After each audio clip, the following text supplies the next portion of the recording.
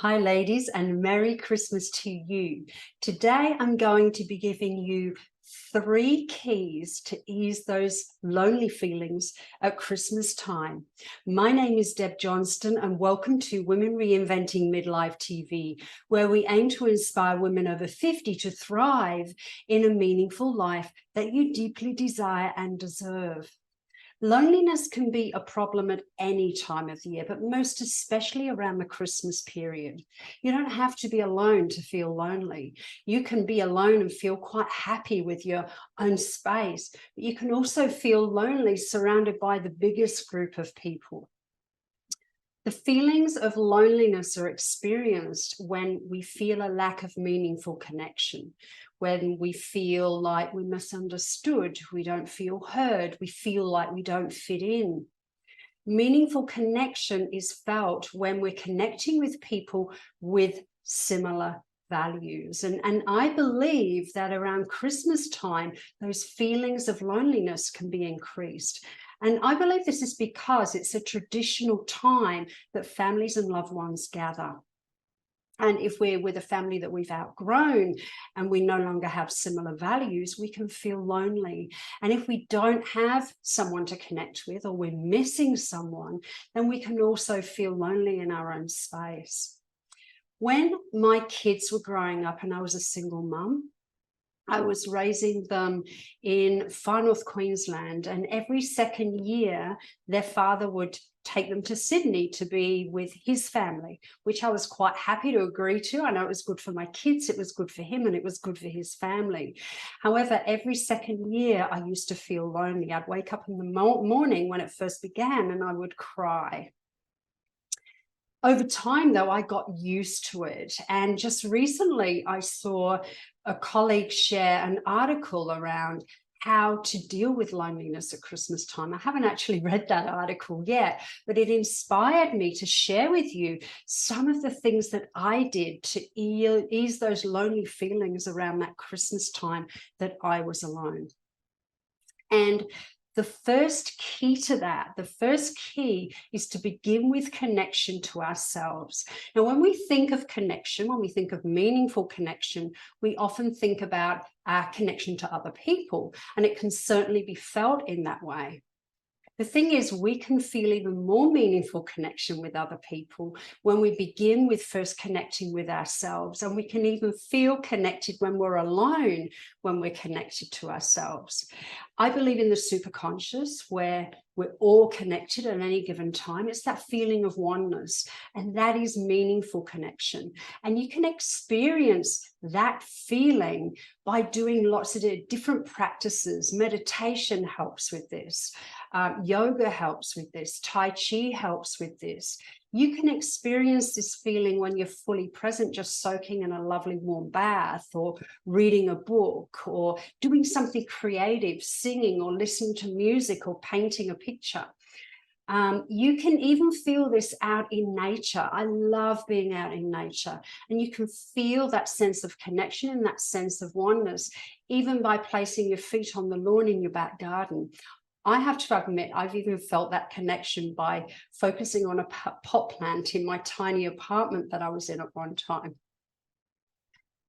You can find nature everywhere. Even in the largest and busiest of cities, there's nature spots in different places. For me, it's the beach. I'm lucky enough to live at the beach, and that's where I've gone to really connect with that feeling of oneness.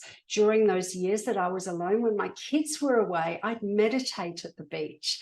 And I have to say, I felt incredibly connected during those moments, even to my kids. And they are some of the most spiritually profound moments that I've experienced in my whole life.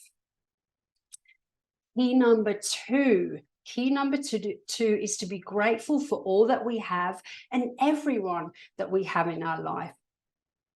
We often feel lonely because we're either missing someone that's not here, maybe we've lost someone, or we're thinking about everything that we don't have.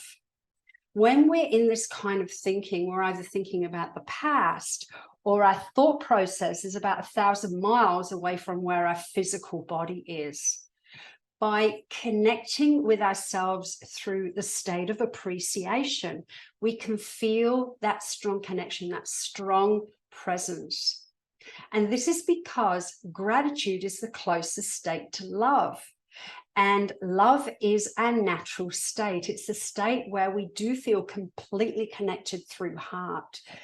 So it's important at this time to think about all the people that you're grateful for, everything in your life that you're grateful for, even the moments that you have right now, if you're alone or you're with family that you don't feel that strong connection with. Think about that. Take a piece of paper, a pen, and start writing down what you're grateful for. You will be amazed that when you start to elicit that feeling of gratitude by focusing on those things and those people, then those feelings of loneliness greatly dissipate. Now, if you're finding this content helpful, I encourage you to like this video, comment. I'd love to hear how it's helped, or if you'd like to ask any questions, share it with your friends, and remember to subscribe to this channel so I can continue bringing more videos to you like this one, and click the bell so that you're notified as soon as the videos come out. So key number 3 is accepting invitations and opportunities.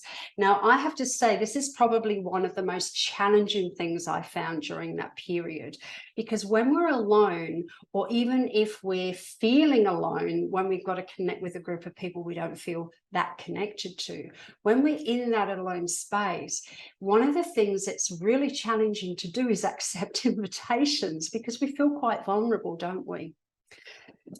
Spending Christmas with another family for me back then felt like it would increase the feelings of loneliness. I also felt that they were only inviting me out of sympathy. But when I actually got there, I realized that none of that was true. 25 years on from those times, the friend that actually invited me around, that was a very new friend at that time, has become one of my closest friends. We have a very strong bond.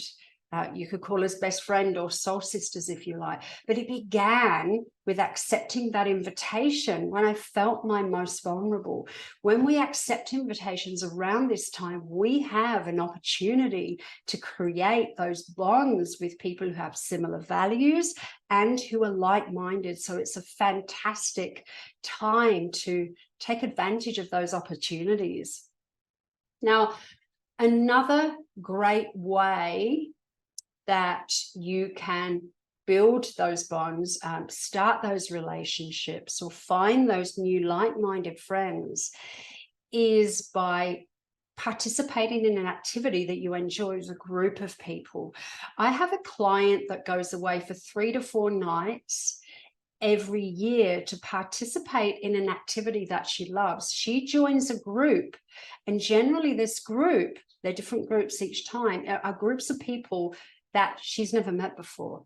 And she has built some great friendships by going on these different trips and participating in these activities. So that's another great opportunity to connect with like-minded people who may have similar values that you can build a bond with. Now, even if you are going to a family gathering at Christmas time, you might think, well, how am I meant to accept an invitation then? I'm already doing something. There's nothing wrong with turning up a little bit later or leaving a little bit earlier so that you can accept those invitations and opportunities. So I'm going to go through those 3 keys again. Number 1 is to begin with connection to yourself. Number 2 is to be grateful for everything and everyone that you have in your life. And number 3 is to accept invitations and opportunities. Now, at the end of the day, what I want to share is this, that nothing ever lasts forever. This time where you feel like you don't have meaningful connection is going to come to an end. If you're connecting with family or loved ones that you don't feel that meaningful connection with so much anymore, eventually there's going to be empty chairs at that table.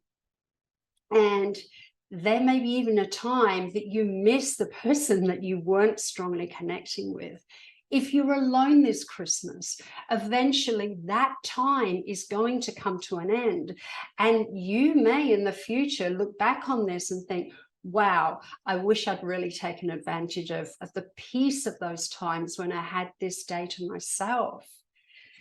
So for every downside that you notice this Christmas, there is always an equal upside. So focus on the upsides, no matter what you're doing or who you're with or who you're not with. And as you focus on the upsides, you'll notice that that sense of loneliness greatly dissipates. Merry Christmas to you. Thank you for joining me. Remember to subscribe to this channel and click the bell for notifications so you don't miss out. And I will look forward to connecting with you next time. Lots of love. Bye-bye.